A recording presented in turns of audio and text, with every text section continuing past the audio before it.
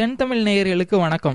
நடிகை லட்சுமி ராமகிருஷ்ணன் சொல்வதெல்லாம் உண்மை என்ற டிவி ஷோ மூலம் மிகவும் பிரபலமான தொகுப்பாளினியாக வலம் வரும் இவர் ஏறத்தாழ 20 ஆண்டுகள் ஓமன் நாட்டில் வசித்து வந்தார். 2002ஆம் ஆண்டு மிஸ்ஸஸ் கோயமுத்தூர் என்ற பட்டத்தை வென்றுள்ளார். சக்கரமுத்து என்ற தென்னிந்திய திரைப்படத்தின் படப்பிடிப்பு இவங்க வீட்டில் நடந்த பொழுதுதான் இவங்களுக்கு ஒரு சிறிய சப்போர்ட்டிங் ரோல் கிடைத்தது.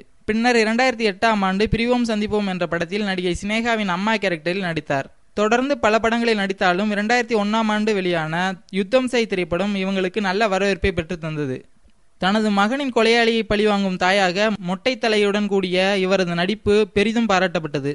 இவரது நடிப்பில் வெளியான ஈரம், நாடோடிகள், விண்ணை தாண்டி வருவாயா, பாஸ் என்ற பாஸ்கரன் உட்பட பல படங்கள் மாபெரும் வெற்றியை பெற்றாலும் அவற்றில் கிடைக்காத வரவேற்பு சொல்வதெல்லாம் உண்மை என்ற பிரபல ஷோவின் தொகுப்பாளினியான பின் மாபெரும் வரவேற்பை பெற்றார். அந்த ஷோவில் அவர் கூறிய என்னம்மா இப்படி பண்றீங்களம்மா என்ற வசனம் மாநிலம் முழுவதும் பிரபலமானது. இதன் எதிரொலியாக டார்லிங், மாஸ் என்கிற மாசிலாமணி, நானும் ரவுடிதான், மிருதன் உட்பட பல படங்களில் அந்த வசனம் பயன்படுத்தப்பட்டது.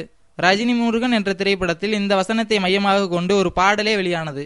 மேலும் இவர் முதல் முறையாக இயக்கி வெளிவந்த ஆரோகணம் சினிமா துறையில் நல்ல பெண் இயக்குனர் என்ற பெயரை பெற்று தந்தது.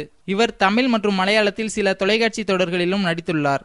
ஆணாதிக்கம் நிறைந்த சினிமா துறையில் நல்ல நடிகையாக, இயக்குனராக, தொகுப்பாளினியாக விளங்கும் லட்சுமி ராமகிருஷ்ணனை வாழ்த்துவோம். நன்றி நண்பர்களே. இந்த வீடியோ உங்களுக்கு பிடிச்சிருந்தா லைக் பண்ணுங்க. இவங்களை பற்றிய கருத்துக்களை கமெண்ட் பண்ணுங்க. மறந்துடாம நம்ம சேனலை சப்ஸ்கிரைப் பண்ணுங்க.